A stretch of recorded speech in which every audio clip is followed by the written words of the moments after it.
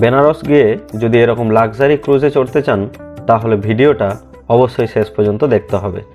কিভাবে বুকিং করবেন আর কিভাবে কোথা থেকে ছাড়ে সমস্ত তথ্য থাকবে এই ভিডিওতে। ভারতবর্ষের প্রাচীন ঐতিহ্যবাহী শহরগুলোর মধ্যে বেনারস অন্যতম। আমরা আগের দুটো ভিডিওতেও এই নিয়ে দেখিয়েছি।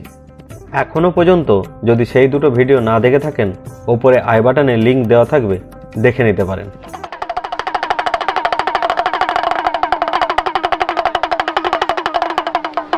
শিল্পী তার নিজের সত্তা কিভাবে ফুটিয়ে তুলছে, প্রত্যেকটা ঘাট এত সুন্দরভাবে ছবিগুলোকে এঁকেছেন, দারুণ প্রাণোজ্জ্বল একদম। এরকম সুন্দর সুন্দর ছবি ফর সেল লেখাই আছে। এরকম এই যে শিল্পী নিজে আঁকছেন, তার শিল্পীর সত্তা কত সুন্দর বেনারসের ঘাটগুলোকে ফুটিয়ে তোলা আছে। দেখুন, ঘাটে বসেই চলছে এই আঁকার কাজ। এত প্রাচীন শহর এবং এত ঐতিহ্য খুব কম শহরেই মিলবে, কিন্তু ভারত কেন, পৃথিবীর অনেক বড় বড় শহরও কিন্তু হার মেনে যাবে বেনারসের কাছেই, কারণ এর অতীত ঐতিহ্য এবং তার এই গুরুত্বের কাছে, যে বেনারস এক অন্যতম তীর্থক্ষেত্র। সেই জন্য দেশ বিদেশ থেকে বিভিন্ন রকমের মানুষ বিভিন্ন সময়ে এখানে আসেন। আর এই শীতকাল কিন্তু বেনারস আসার সব থেকে উপযুক্ত টাইম, মানে সব থেকে আইডিয়াল সময় যদি বলা হয়। আমাদের সেই এইচএসে যে সিলেবাসের মধ্যে অন্তর্ভুক্ত ছিল বেনারস গল্পটা, যে স্টোরিটা, সেই স্টোরি থেকে অনেক কিছু জেনেছিলাম, আর আজকে সেটা চোখে দেখছি।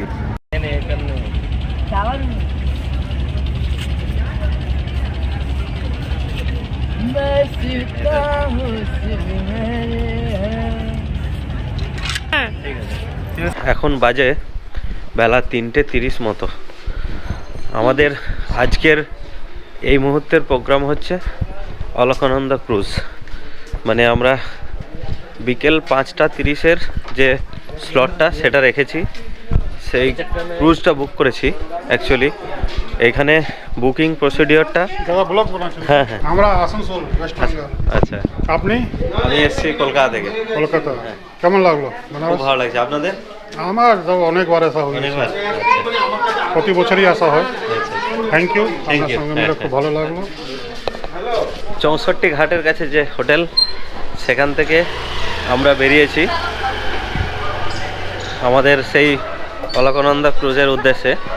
হ্যাঁ, যেটা বলছিলাম, এই ক্রুজের 3টে বুকিং স্লট আছে, মানে 3টে টাইমে চলে। একটা সকালে, একটা দুপুরের দিকে, আর একটা হচ্ছে বিকালে। বিকালেরটাই আমরা নিয়েছি কারণ গঙ্গা আরতিটা আজকে দেখব ক্রুজ থেকে, কারণ ক্রুজটা 1.5 ঘন্টার একটা সফর আছে। সেই সফরটা ঘুরতে ঘুরতে আমরা দেখব। আর এতে কমপ্লিমেন্টারি চা বা কফি, একটা জল আর একটা স্ন্যাক্স কিছু থাকবে। তো সব কিছুই আপনাদের দেখাবো। আর এই মুহূর্তে এটা জন্য একটু আগে থেকেই বেরোলাম এই কারণে, কারণ অনেকটা দূরে যেতে হবে। এটা হচ্ছে রবিদাস ঘাট থেকে ছাড়ে, রিপোর্টিং টাইম 5টা আছে, 5:30টার সময় ছাড়বে। দেখুন, এটাই হচ্ছে দশাশ্বমেধ ঘাট যাওয়ার রাস্তা, এই যে বাদিকে এখান থেকে। আর এই জায়গাটা নতুন করে ডেকোরেশন করা হয়েছে, এটা একটু দেখিয়ে দিই আপনাদের। আমরা হোটেল থেকে জাস্ট বেরিয়ে এসেই, গলি থেকে বেরিয়ে এসেই দশাশ্বমেধ ঘাটের কাছে আছি।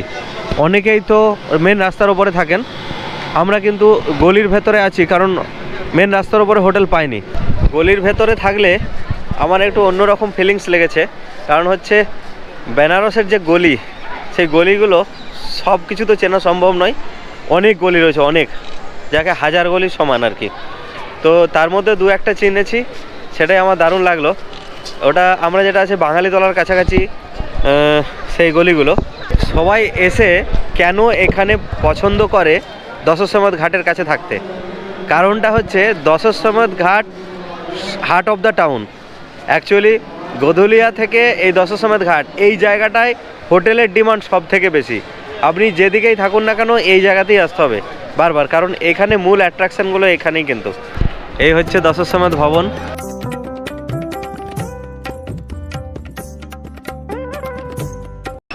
ফটো সেশন তার সাথে সুন্দরভাবে দশাশ্বমেধ ঘাটের চিত্রটা তুলে ধরা হয়েছে। এই দেখুন দশাশ্বমেধ ঘাটের যে গঙ্গা আরতির চিত্রটা কত সুন্দরভাবে ফুটিয়ে তোলা হয়েছে এই দেওয়াল চিত্রটার মাধ্যমে।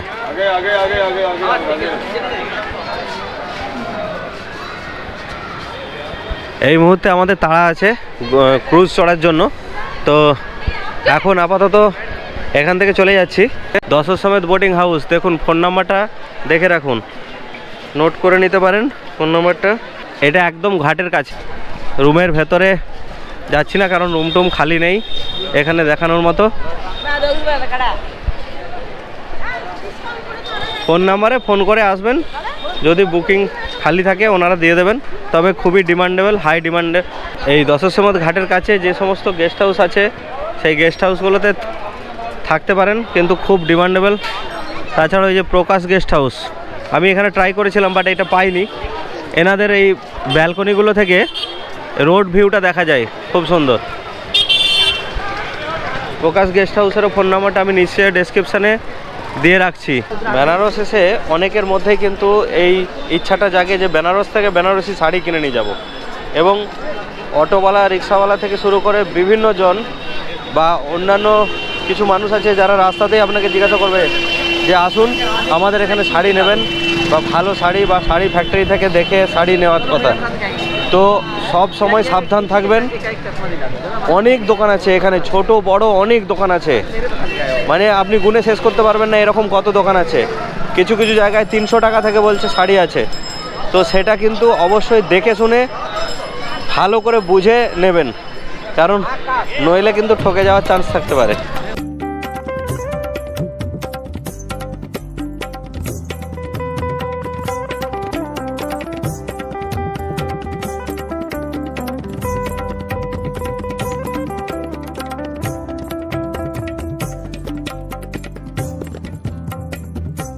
বিকালের গরম গরম চা,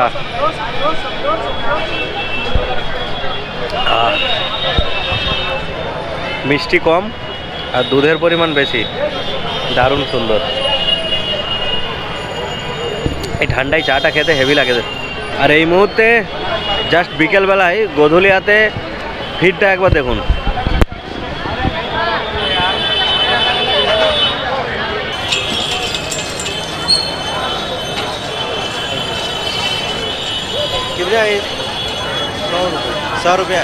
নিয়ে নিয়েছি রিক্সা রবিদাস পার্ক, মানে রবিদাস ঘাট পর্যন্ত যাওয়ার জন্য। রবিদাস পার্কের পিছনেই ওই ক্রুজের যে টাইমিংটা দেওয়া আছে, বোর্ডিং পয়েন্ট অ্যাকচুয়ালি ওই রবিদাস পার্কের পিছনেই, সেই জায়গাতেই আমরা যাচ্ছি। এই গধুলিয়া থেকে রবিদাস পার্ক পর্যন্ত ভাড়া 100 টাকা রিক্সাতে। বেনারসে আমরা রবিদাস পার্কের দিকে যাচ্ছি, অলকানন্দা ক্রুজে আমাদের বুকিং আছে, তো তার জন্য আমরা কিন্তু একটা রিক্সা নিয়ে নিয়েছি। আর রিক্সায় করে যাওয়া এমনি আমাদের একটা নস্টালজিয়া তো কাজ করেই, তো আমরা ওই জন্য একটা রিক্সা করে যাচ্ছি। বেনারসে এসে রিক্সা চড়া এটাও একটা নস্টালজিয়া। হ্যাঁ, বেনারসের কিন্তু রিক্সা আগে হাতে টানা রিক্সায় বেশি ছিল, এরকম টোটো বা অটো ছিল না। এখন তো টোটো অটো অনেক হয়ে গেছে, বাট এই বেনারসের রিক্সা চড়াটা কিন্তু দারুণ একটা নস্টালজিয়ার বিষয়।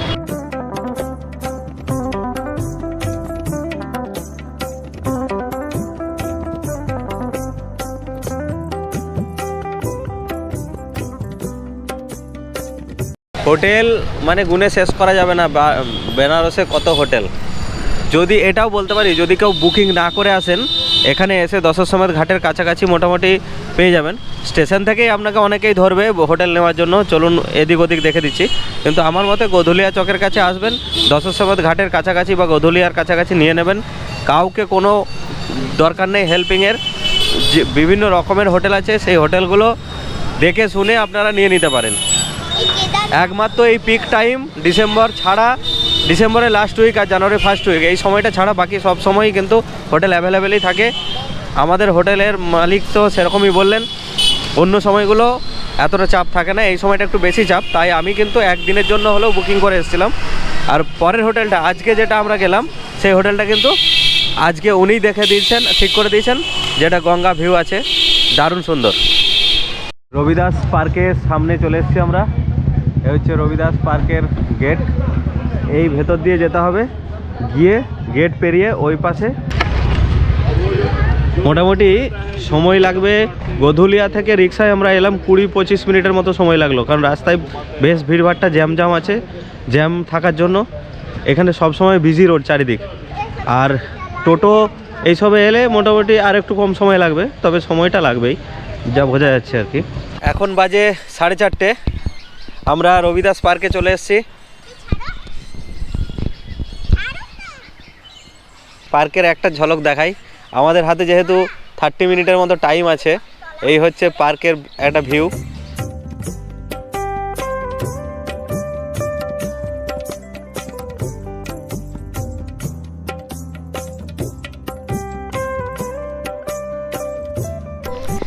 এই হচ্ছে রবিদাস ঘাট, রবিদাস পার্ক।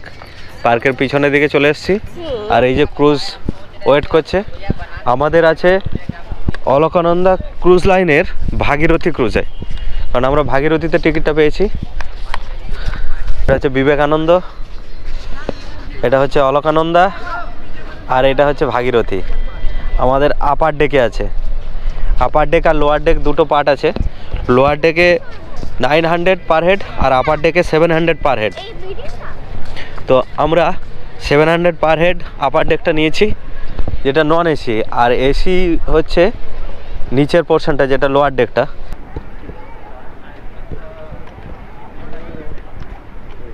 টিকিট দেখালেই হবে, কোনো প্রিন্ট আউট লাগবে না। আর যেটা চেকিং হলো সেটা হচ্ছে ব্যাগের মধ্যে খাবার বা জল কিছু নিয়ে যাওয়া যাবে না, বিস্কুট টিস্কুটও নিয়ে যাওয়া যাবে না, তাহলে কিন্তু জমা দিতে হবে। আর আরেকটা বিষয়, সেটা হচ্ছে আইডি প্রুফ কিন্তু মাস্ট দেখাতেই হবে। আধার, ভোটার বা যে কোনো কিছু ID proof, photo ID proof যেটা, সেটা দেখাতেই হবে। এই হচ্ছে ভাগীরথী ক্রুজ। এখানে একটা ফোন নাম্বার দেওয়া আছে, www.alakanandacruise।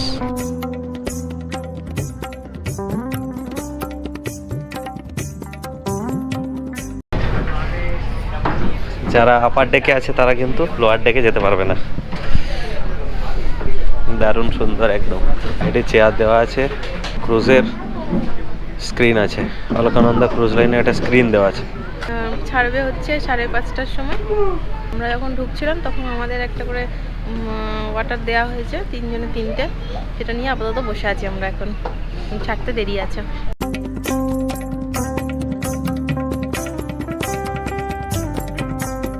ক্রুজের লোয়ার ডেকে দুটি এরকম টয়লেট রয়েছে, যেটা এমার্জেন্সি পরিষেবার জন্য। তাতে কিন্তু জল, বেসিন এবং কোমোটের ব্যবস্থা সবই রয়েছে। ক্রুজ ছাড়ার আগেই সামনের ডেকে দেখানো হলো ক্রুজের নিয়মকানুন, এবং সঙ্গে কাশী বা বারাণসীর বিভিন্ন ইতিহাস দেখানো হলো। की गाथा आदिकाल से अनंत काल तक मानव सभ्यता एवं संस्कृति के निरंतर। ফাইনালি ক্রুজ ছেড়ে দিয়েছে। সন্ধ্যাবেলায় এই ক্রুজের ভিউটা দেখুন এবার।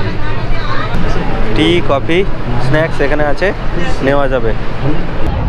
এটা হচ্ছে কমপ্লিমেন্টারি চা আর কফি, তার সাথে 2টো করে বিস্কিট আছে। সামনে ভিউ। এবার দেখে নেওয়া যাক এই অলকানন্দা ক্রুজ কিভাবে বুকিং করবেন। গুগলে গিয়ে লিখবেন অলকানন্দা ক্রুজ বুকিং বা অলকানন্দা ক্রুজ বারাণসী। এভাবে লিখলে এরকম একটা পেজ চলে আসবে, যে অফিসিয়াল সাইট থেকেই অবশ্যই বুকিং করবেন। তাছাড়াও অন্য কোনো সাইট থেকে বুকিং না করাই ভালো হবে। অলকানন্দা বুকিং বা অলকানন্দা ক্রুজ লাইনের এরকম 3টি জাহাজ রয়েছে। বড় বড় যে শিপগুলো রয়েছে তার মধ্যে অলকানন্দা, বিবেকানন্দ এবং ভাগীরথী, এই 3টে থেকে যে কোনো একটাতে আপনি চুজ করে বুকিং করতে পারেন। তো এর মধ্যে সকালে এবং বিকালে 2টি করে স্লট রয়েছে। সেই স্লটগুলোর মধ্যে যে কোনো একটা আপনি বুকিং করে নিতে পারেন। একটা হলো ইভিনিং ট্যুর আর একটা হলো মর্নিং ট্যুর। প্রত্যেকটাই 1.5 ঘন্টা করে চলে। আর এগুলো খরচ হচ্ছে পার হেড মিনিমাম 700 টাকা। পুরোটাই কিন্তু অনলাইন বুকিং করতে হবে, আর মিনিমাম 1 মাস আগে বুকিং করলে তবেই কিন্তু আপনি অ্যাভেলেবেল পাবেন। ক্রুজ ছাড়ার মোটামুটি আধ ঘন্টা আগে রিপোর্টিং টাইম থাকে। সেই রিপোর্টিং টাইমের আগেই কিন্তু ওখানে গিয়ে পৌঁছাতে হবে। সঙ্গে ফটো আইডি প্রুফ মাস্ট। যদি ফটো আইডি প্রুফ না নিয়ে যান তাহলে কিন্তু আপনাকে অ্যালাউ করা হবে না। আর দ্বিতীয়ত 2 বছরের ওপরে বাচ্চাদের পুরো টিকিট লাগবে। তার সাথে এখানে টিকিটের সাথে ধরা রয়েছে জলের বোতল এবং স্ন্যাক্স, আর সঙ্গে চা বা কফি। টিকিটের ডেট সার্চ করে এবং অ্যাভেলেবিলিটি দেখে প্রসিড টু বুক ক্লিক করে বুক করে নিতে পারেন।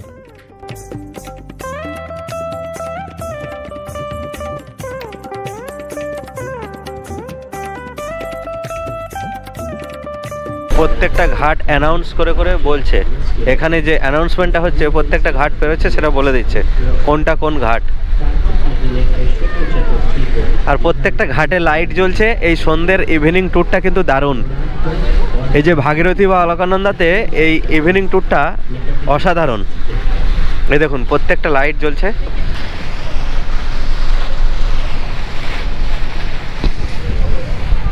বারাণসী এলে এই ক্রুজ সফরটা করবেন। এটা একটা অন্য রকমের আনন্দদায়ক যাত্রা। অসাধারণ কিছু একটা মুহূর্ত নিয়ে বাড়ি ফিরবেন। দারুণ সুন্দর লাগছে, কিন্তু ঠান্ডা হাওয়াও লাগছে বেশ ওপরের ডেকে। প্রত্যেকটা ঘাটের একটা করে ইম্পর্টেন্স আছে। এরকম নয় যে এক একটা ঘাট এক একটা নাম রেখে দিয়েছে, প্রত্যেকটা ঘাটের এক একটা ইম্পর্টেন্স আছে। এই ইম্পর্টেন্সগুলো প্রত্যেকবার কিন্তু ওনারা বলছেন। এখান থেকে অ্যানাউন্স করে বলা হচ্ছে প্রত্যেকটা ঘাটের কী কী ইম্পর্টেন্স আছে। প্রত্যেক যাত্রী ক্রুজের মধ্যে প্রত্যেক যাত্রী কিন্তু দারুণ আনন্দিত। সামনে যে বোটগুলো আছে সেই বোটগুলো সামনে এলেই কিন্তু হুইসেল দিচ্ছে ক্রুজ থেকে, যাতে না ঠোকা না লেগে যায়। ওহ কি সুন্দর লাগছে, অসাধারণ ঠান্ডা ঠান্ডা হাওয়া, আর ভালো লাগছে না, হাত হাত ঠান্ডা হয়ে গেছে পুরো। আচ্ছা জ্যাকেটের মধ্যে ভরে রাখো, হ্যাঁ পকেটে, তাহলে দেখো হাত ঠিক থাকে। তাহলে গরম হয়ে যাবে, বলুন। গরম তাহলে হলে বেশি ভালো লাগবে। এই যে দশাশ্বমেধ ঘাটে গঙ্গা আরতির জন্য যে প্রস্তুতি চলছে, এই দেখুন দশাশ্বমেধ ঘাটে গঙ্গা আরতির প্রস্তুতি দেখুন একবার। কাশী বিশ্বনাথ টেম্পল সামনে, এই যে কাশী বিশ্বনাথ টেম্পলের যে গেট, গঙ্গার দিকের যে গেট, সেই গেটে লাইট জ্বলে উঠেছে, সপ্তাহ জ্বলছে। ওটা হচ্ছে মণিকর্ণিকা ঘাট। প্রত্যেকটা ঘাটে যে লাইট জ্বলছে না, তাতেই মনে হচ্ছে যেন প্রত্যেকটা ঘাট দীপাবলির মতো সেজে উঠেছে। তাহলে দীপাবলিতে যখন টোটাল লাইটগুলো জ্বালানো হয় এই ক্রুজ থেকে, কত সুন্দর লাগবে সেটা ভেবে দেখুন একবার। এতেই কত সুন্দর লাগছে। ও হো দারুণ লাগছে, দারুণ।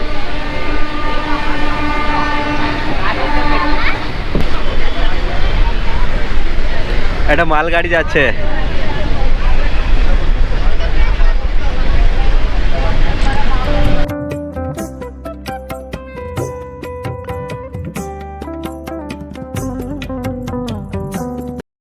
এই যে সামনে অলকানন্দা ক্রুজ আমাদের সামনে। ও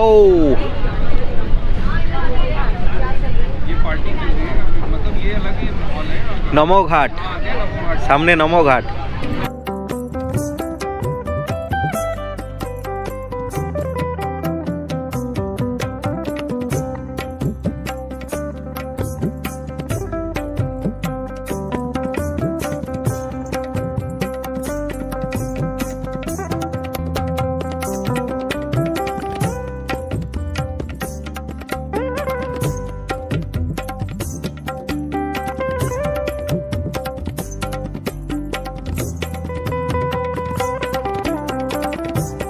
দশাশ্বমেধ ঘাটে গঙ্গা আরতি চলছে, আর আজকে আমরা দেখব সেই দশাশ্বমেধ ঘাটের গঙ্গা আরতি। দেখতে পাচ্ছি আমাদের ক্রুজ থেকে।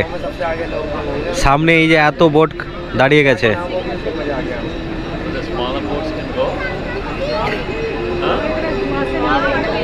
এদিকে বিবেকানন্দ ক্রুজ দাঁড়িয়েছে, অলকানন্দ ক্রুজ, আর মাঝে আছে আমাদের ভাগীরথী ক্রুজ। দশাশ্বমেধ ঘাটে চলছে গঙ্গা আরতি।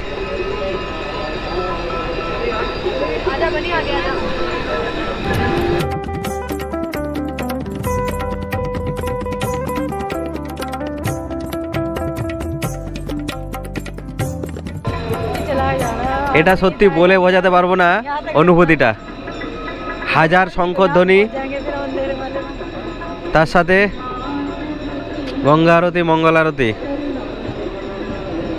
ওখানে একটা বড় জায়ান্ট স্ক্রিনে দেখা যাচ্ছে। শখানেক বোট দাঁড়িয়ে গেছে এখানে। প্রচুর মানুষ এখানে উপভোগ করছেন এই গঙ্গা আরতি। সেই দিনের মতো সন্ধ্যাবেলায় ক্রুজ সফর শেষ করে আমরা আমাদের হোটেলের উদ্দেশ্যে রওনা দিয়েছিলাম, এবং এই ক্রুজ সফর অনেক দিন মনে থাকবে, কারণ দারুণ হয়েছিল এই ক্রুজ সফরটা। ভিডিওটা ভালো লাগলে লাইক, শেয়ার এবং আপনার মতামত জানাতে ভুলবেন না। ধন্যবাদ।